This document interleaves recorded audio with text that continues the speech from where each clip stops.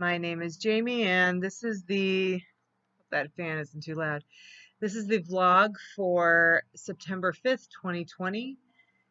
I'm actually recording this on the 6th, a little past midnight. It couldn't be helped. Um, I think I fell asleep around this time yesterday morning, the morning of the 5th, and I had my alarm set for 7:30 because I was doing kettlebells and coffee with a buddy of mine via Zoom earlier in the morning because I had a long, busy day to get through and I didn't want to miss it. So we did that. I woke up several times before my alarm. It's just the way I am when I'm terrified of oversleeping, which really doesn't help the restfulness part. I don't know why I can't trust technology, but um, I do better when it's an actual like dial alarm clock, conventional alarm versus like my cell phone, which is weird, I'm sure. But anyway, so yeah, did that this morning, and she called me out on something, but I'm going to get to that a little bit later. And after that, I showered, got dressed, got the kid dressed. We ran an errand, grabbed some coffee. I signed a new nutrition client between uh, the Starbucks drive-thru to get coffee and our way to her new forest campus because she goes to school at a forest school. They go to different parks. And she's going to be at a different park we've never been to. I thought we were going to meet up with her teachers, but I misread the times of the open house and we were too late and we missed them. But we did hang out and explore the park for probably a couple of hours and really keep an eye on the time. We didn't really have anywhere urgent to be, so I didn't really worry about it. We saw anemones and poked at them and watched them stick to our fingers and hide in the sand. And we saw hermit crabs, which I actually haven't seen up here. I never saw them in Southern California at beaches. I did see them in Grand Cayman, but they were much more colorful. So these ones are definitely adapted to blend in to their environment here. We saw barnacles, seaweed, dug holes. I let her splash around in the surf. I always keep a beach towel and a spare set of clothes in the trunk.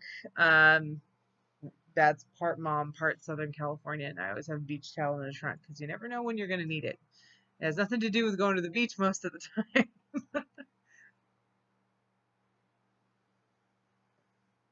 So we did that. And then we came home, made lunch. She played. I played with her for a little while, and then I folded laundry. She was begging for me to play. I felt bad having to put her off, but I had to get this done. Um, it just has to happen. So did that. And then we packed up and got ready to go to the drive-in movie tonight. They were doing Minions and Secret Life of Pets. Sort of our last hurrah thing as just a girls' night for a while. So, eat too much junk food. She's asleep halfway through the second movie. Surprised she made it halfway through, but junk food. So, uh, I feel like I don't want to eat anything ever again. Not a good place to be. So, note to self, I cannot do the sugar like I used to as a kid. So, we did that. She fell asleep. We came home. I got tucked her in bed, settled the dogs down, and it's 12:43, and here I am getting ready to go to sleep myself. So, back to my friend. So, Friday night, she texted me to say, hey, she knows I've got a lot on my plate right now. She texted me to say, hey, do you still want to do Saturday morning at 8? And she was honestly letting me off the hook. I could have said, yes, I would like to be out of kettlebells and coffee this week. Just sign me out right now. But I said, you know what? I need to get my lazy ass in there and do it anyway. She's like, well, are you sure you're not going to be letting me down if you say no? Which I appreciate, again, giving me the out. I was like, no, I'd be letting me down. And so the next day she's like, we need to talk about this. Do you really think you're lazy? And she's been a client of mine, a friend of mine for for a while now. She's known me for the last, I don't know, 5 years or so. Welcome to my time in Washington. I think she was one of my first clients. But I don't think we got to really know each other on a personal level for like a year or so. So it's been a couple of years. Anyway, um, I thought about it after I sent it to her too, about how I feel like, I don't know if it's the adoptee trauma thing, if it's being raised by some very motivated women. My mother and my grandmother lived with me from the time I was 5 until I moved out, and she passed away in 2002. Um, Motivated people. My dad was an entrepreneur, went through several businesses, never gave up, was always hustling. So, like, somewhere along the line, did it sink in that if I'm not doing something that yields results, I am wasting my time or I'm being lazy? The truth is that text came from, I would like to be working out more and I would like to be in better shape than I am right now, and I feel lazy for not working it into my day. I am not one of those moms who's going to get up at 5 in the morning and run on the treadmill for an hour. I hate running, especially for extended periods of time. I'm not a morning person. I will do yoga, I will swing a kettlebell, but I will not get up that early for that. I need sleep. And if I'm going to do something because I need the kid to be out of the picture, I'm going to do it late at night when I feel like I have the productive hours of the day behind me. Like the days I can't work anymore, basically past 10, unless I'm on a writing project, which I am putting myself on breaks from right now. So yeah, I've got my studying done for the moment, so that's on a break right now. I don't have to worry about that. So yes, I can do 20-minute workout after she goes to bed most nights. It's not going to get me into my Olympic lifting shape, and I think that's what I'm so accustomed to, being in this super rigid diet regimen and super rigid training regimen. Even though it's been years, it's hard to let go of that mindset that I am doing something productive. It's just different.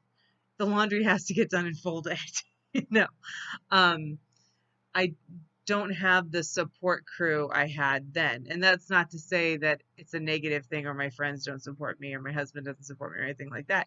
It's just I am the support crew for the small person, chiefly, especially during this pandemic time. So um, I will still take time out to take care of me, but I don't want to have to build my family life around my dietary needs and my training life to get that physique and ability that I was accustomed to when I started training. I've learned a lot. I mean, since then, my rigidness has gone by the wayside, which I think is actually a positive thing. It's given me room to be creative and room to listen more to what works for other people or what doesn't work for other people, and kind of dig down deeper, rather than thinking I failed a certain training regimen or dietary plan because I couldn't keep up with it. Tailoring things to fit my life and not feeling negative about that versus trying to tailor my life around some cookie cutter something someone wrote, and I treat my clients the same way. I am not going to just copy and paste. There are very few people where the exact same things work the exact same ways. Usually I tweak this here, I tweak that there. This person can't do this person wants to do that. I've been giving myself that same grace. But it feels lazy sometimes because it's not that heightened athlete level that I operated on for so long. So